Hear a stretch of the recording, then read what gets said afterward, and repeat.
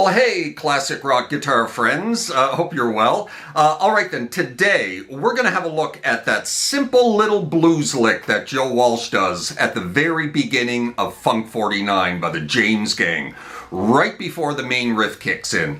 It doesn't last very long. It's just a few bends, a couple of pre-bends, a few pull-offs to open strings, and then the main riff starts, which, for your information, is my favorite guitar riff of all time. But regardless, that little intro lick, pretty simple stuff, right? Well, no, it's not. Not if you're playing it correctly. And I had been playing it incorrectly for ages and always wondered why it sounded so off whenever I played it. As an aside, the majority of tutorials that you'll find on YouTube for this one also get it wrong. Andy from Pro Guitar Shop being one of the few who gets it right. Anyway, I finally sat down the other day determined to nail this opening. And let me tell you, it's a bit of a bitch to nail correctly, but I finally got it after watching Joe in close-up, playing it a few years ago on Howard Stern's radio show with the James Gang.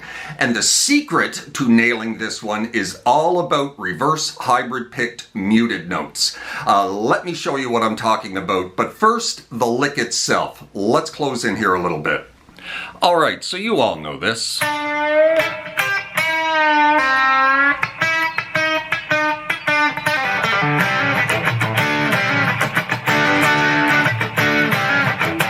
Now, we're not going to get into the riff in this, we're just looking at the intro, but that's how you play that little intro.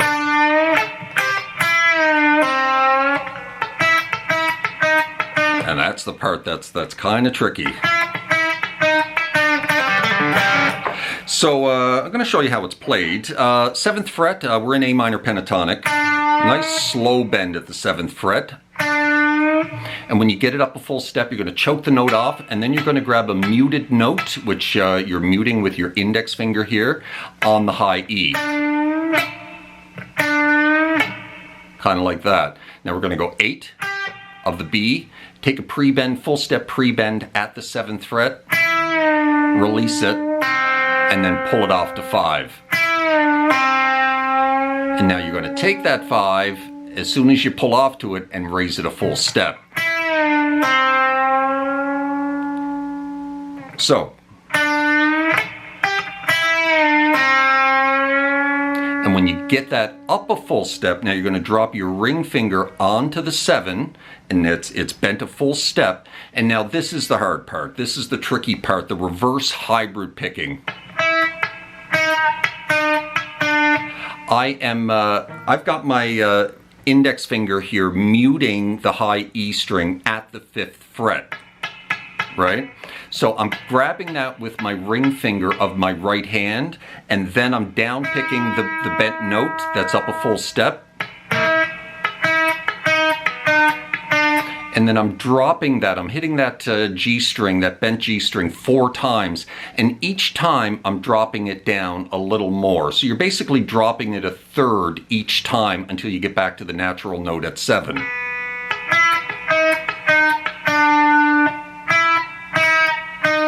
Kind of like that, right? But it's these mutes that you hit before each pick note. And then a little pull off from 7-5 to open G, same thing on the D, and then drop into the riff.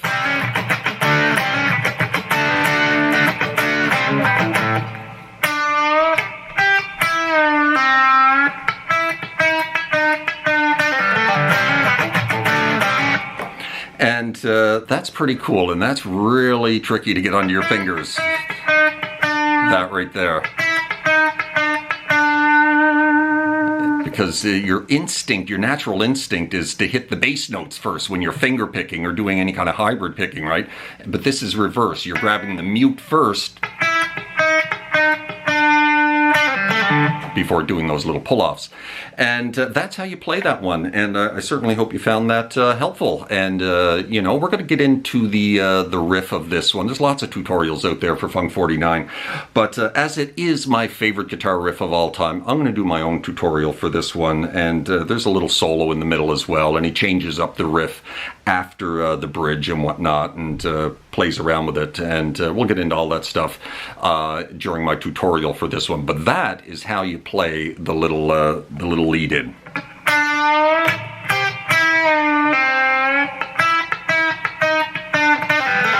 All hybrid picking. Take care of yourselves.